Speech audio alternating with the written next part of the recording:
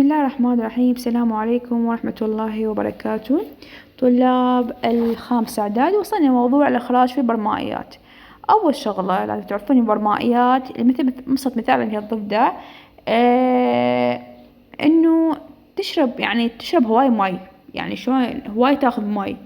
فأنا كيف عندي مشكلتين، أنا ما أريد أتخلص من الماء الزائد، بس أريد أحافظ على الملاح. هنالك توجد مشكلتين، لازم أتخلص من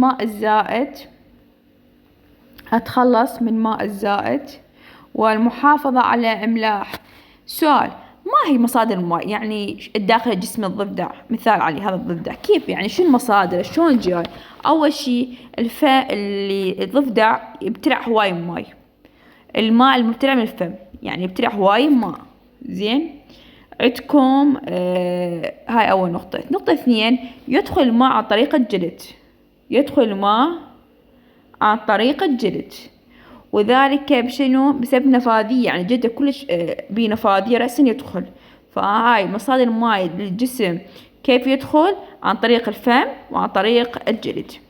كيف أتخلص من ماء الزائد؟ عن طريق الكلى، لأن عضو الإخراج في البرمائيات هي الكلية.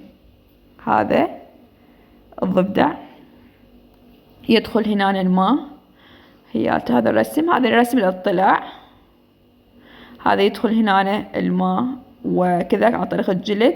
هذه كليتان عدة اثنين، وهذه الحالبان اثنين، والمثانة وفتحة المجمع هنا. اوكي،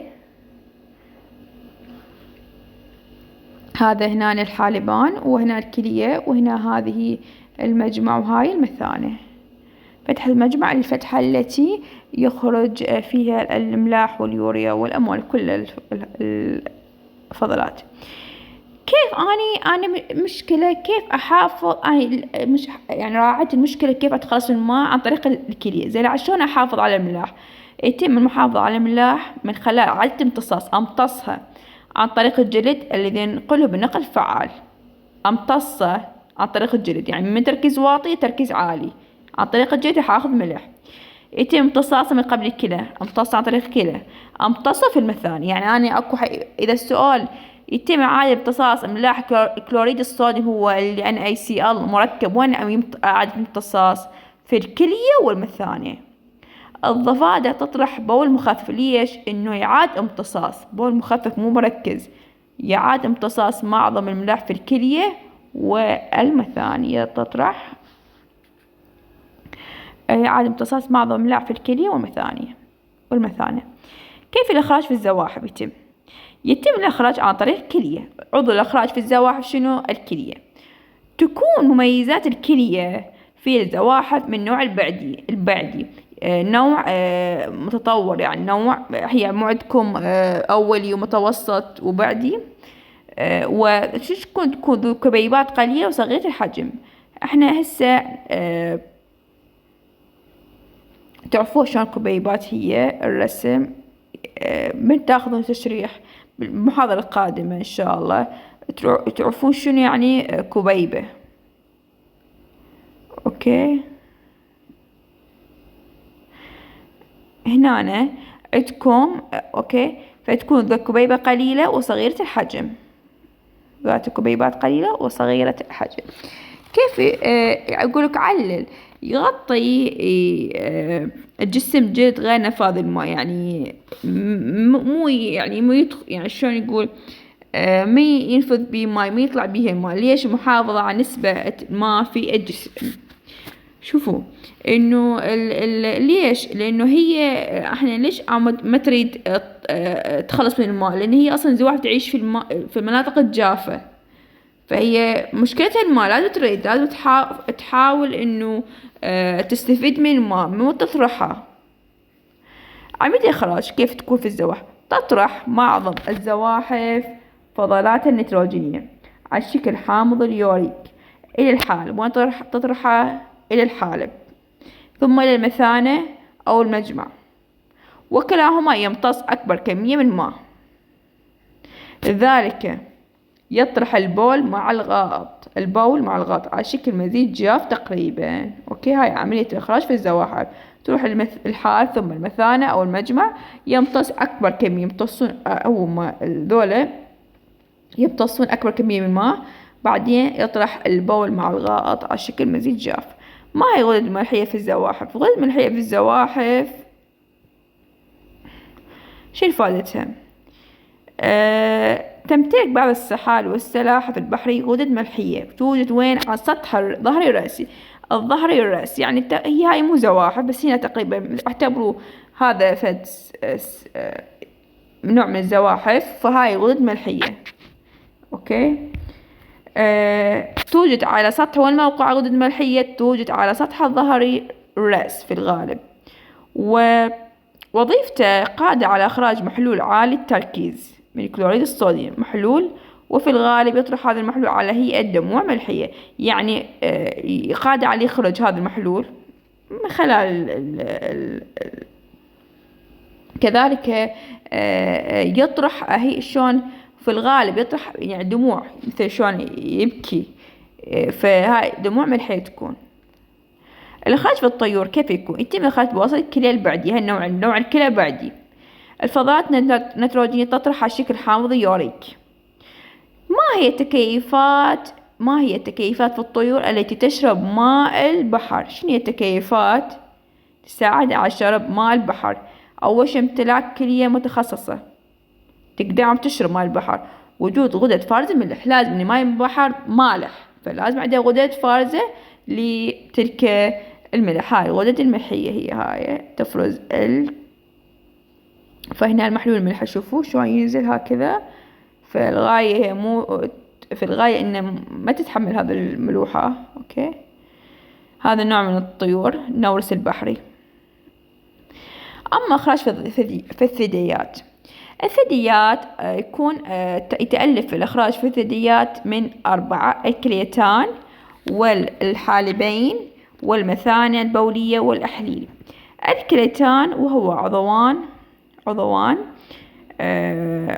شبيهان بحبة الفاصوليا، اللي هو عضوين اوكي تشبه الفاصوليا. حبة الفاصوليا طولها 15 سنتيمتر وعرضها 5 سنتيمتر، وتحاط كل منهما بمحفظة. اوكي.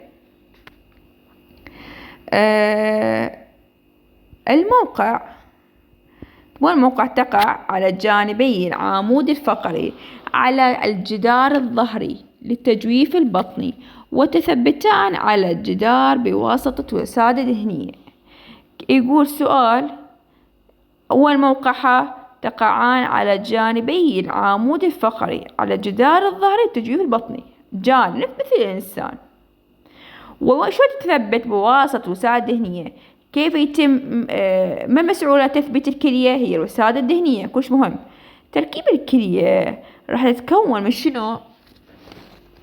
جزء خارجي هو القشرة، راح ناخذ بالتفصيل القشرة واللوب، هذا حناخذ المحاضرة القادمة. القشرة اللي تكون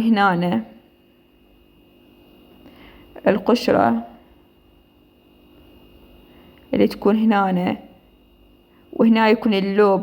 هذا تركيب الكلى. شنو معنى الكلى من تتكون؟ فحناخذها بالتفصيل. وتجويف يقع في الجهة الداخل من الكلية، يعرف بالحوض الكلية. ماخذين بالتفصيل نفس ما الثالث متوسط الذي يؤدي الحالب. بس هنا مثلا اكو اسميه الحويض. هنا هذا الحويض، هذا هنا الحويض، هنا اكو شيفة حويض، فشي يعني شوي هذا يسمى الحويض. بعدين هذا حالب، بعدين هاي مثانة، بعدين هذا حليل آخر شي. هاي كده. اوكي. فتجويف يقع في الجهة الداخلية من الكلية، يعرف بحويض أو حوض الكلية الذي يؤدي إلى الحالب الذي ينقل البول إلى المثانة. الحالبان هنا، وهو شنو؟ يصل الكلية بمثاني. هنا يصل، هنا كلمة مو يصل، هنا غلطانة، عفوا. هنا يصل، تكون يصل يصل الكلية بالمثانة ويبلغ طول كل حالب حوالي 25 سنتيمتر. شوفوا فائدة الحالب، يصل كلى، شوفوا هاي كلى وهاي مثانة، فهو يوصل بيناتهم. المثانة البولية هاي اللي هاي الثانية البولية اللي هاي، وهو عضو عضلي مجوف يقع في تجويف الحوض، تفتح في الأحليل. وظيفتها المثانة غزل البول. تفتح بعدين وين؟ في الأحليل، والأحليل هو طرح البول من خلال الخارج. هنا بالمثانة البولية توجد عضلة هو غزل البول. هنا توجد عضلات ملساء، عضلات تكون إرادية، من إرادتها تتحكم رأسا هي. أوكي. فهذا جهاز إخراجي في الإنسان، هو تقريبا يشبه هو من نوع ثدييات، فهو يعني نفس بقية الكائنات الحية. فالثدييات اللي تحتوي على 4 كليتان، مثلا بولية، حالبان، وإحليل.